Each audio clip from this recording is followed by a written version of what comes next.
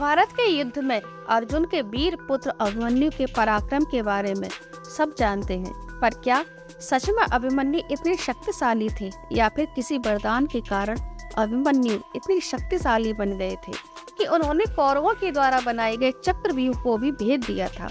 और वास्तव में अभिमन्यु पूर्व जन्म में कौन थे और किसके पुत्र थे? तो आज की इस वीडियो में हम आपको बताएंगे अर्जुन पुत्र अभिमन्यु के जीवन से जुड़े कुछ अनसुने रहस्यों के बारे में।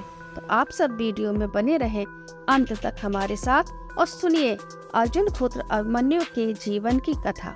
वीडियो अच्छी लगे तो इसे ज्यादा से ज्यादा लाइक करें, शेयर करें और हमारे चैनल को सब्सक्राइब जरूर करें। तो चलिए चलते हैं वीडियो में आगे। महर्षि वेद व्यास जी जन्मेजय जी को महाभारत काल के सभी देवता और दैत्यों के सभी अंशावतारों का वर्णन कर रहे हैं। जन्मेजय जी परीक्षित जी के पुत्र थे।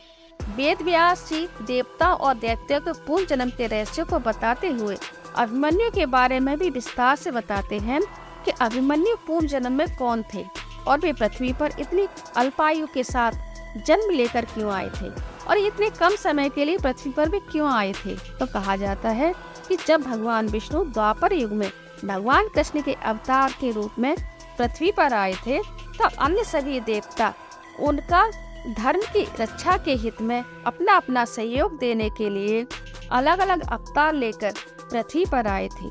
तब भगवान विष्णु इसी संदर्भ में सभी देवताओं के साथ में चंद्रदेव के पास भी गए और उन्होंने चंद्रदेव से कहा कि वे अपने वीर पुत्र जिसका नाम वर्चा था उसे भी पृथ्वी लोक पर भेज दें, जिसे महाभारत काल के एक विशाल युद्ध का हिस्सा बनना है। तब चंद्रदेव ने भगवान विष्णु से प्रार्थना करते हुए कहा कि हे प्रभु, मुझे मेरा पुत्र प्राणों से ज्यादा प्रिय है, अतः मैं इसे ज्यादा दिनों के लिए अपने से दूर नहीं कर सकता हूँ। ऐसे में आप मृत्युलोक में इसके रहने की कम से कम अवधि नियुक्त करेंगे, तभी मैं इसे मृत्युलोक में जाने की आज्ञा दे पाऊंगा। यह मेरी आपसे विनम्र प्रार्थना है। पृथ्वी पर असुरों का वध करना और धर्म की स्थापना करना तो देवताओं का कार्य है और इस पुनीत कार्य में मैं अपना सहयोग देने के लिए मैं अपने पुत्र वर्चा को भी अवश्य भेजूंगा, परंतु दीर्घ काल तक मैं इसे नहीं छोड़ सकता हूँ। तो भगवान विष्णु इस बात पर चंद्रदेव की इस बात पर राजी हो गए और बोले कि पृथ्वी पर जो मेरे नर और नारायण अवतार हैं, उनमें से एक जो इंद्र के अंश से पृथ्वी पर अवतरित होंगे, उनका नाम अर्जुन होगा। वे एक प्रतापी हस्तिनापुर के राजा पांडु के पुत्र के रूप में जन्म लेकर पृथ्वी पर आएंगे। तब हे चंद्रदेव, आपका यह वीर पुत्र वर्चा उनका महाप्रतापी पुत्र अभिमन्यु के रूप में जन्म लेगा। जन्म लेने के 16 वर्ष की अवस्था तक यह अभिमन्यु के रूप में वहीं रहेगा। तब इसके 16वें वर्ष में महाभारत का एक विशाल युद्ध होगा, जिसमें एक दिन नर और नारायण रूपी अर्जुन और श्री कृष्ण उस युद्ध में उपस्थित नहीं रह पाएंगे। तभी सभी शत्रु पक्ष के लोग भयंकर चक्रव्यूह की रचना करेंगे।